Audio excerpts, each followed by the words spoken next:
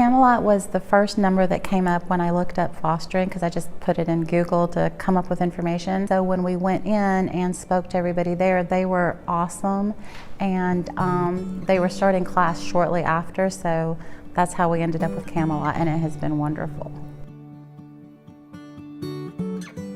They have helped a lot, from helping us with the adoption, respite, just if we need time to ourselves, them like, we got you. If you need anything, just call us. Camelot's truly blown us away.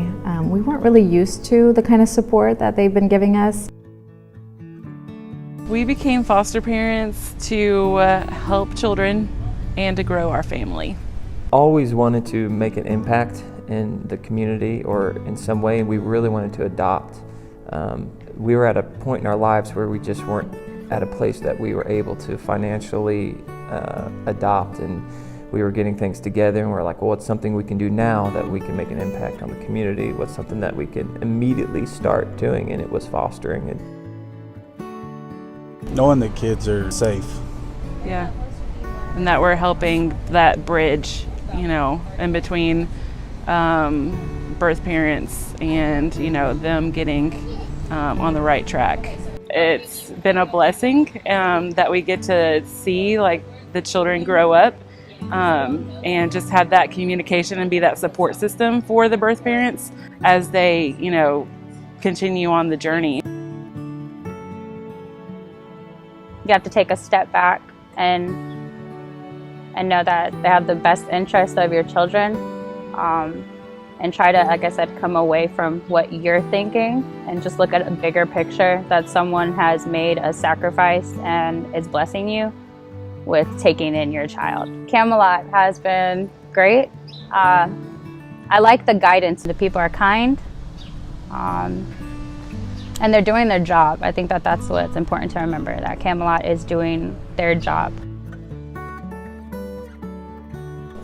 I think the biggest hesitation people have, and something that has crossed our minds, is how do you say goodbye? That child needs you to attach to them and to love them, and it's going to be harder on them than it is on you. It's the least we could do with everything that they're going through. Come from such brokenness that it doesn't matter what you have. A lot of the times it's more than what they currently have. They need someone to take care of them. They need a bed to sleep in. They need someone to comfort them. And so we realized, it doesn't matter how big of a house you have or how nice of things you have. They need a family. I remember when they texted us about asking us could we take the sibling group of 4, and I texted back and said, "You're kidding, right?" Because I was like, that's quite a bit. I wasn't expecting that. But it's how everything just fell into place. And how we fell in love with them before we even saw them. And it takes more than just a handful of foster parents to be able to do something. It takes a lot of us and all of us to be able to kind of come together to be able to help these children. There's more children than there are homes. This is obviously a way to be able to give back to someone and shape their future as well as their where they're at now. I don't think people realize that. People hear foster parent and they just think, oh, it's kids come and live in your home for a little while, but there is so much more than that. There's like a whole community, and I think it's really neat how many people are involved in that.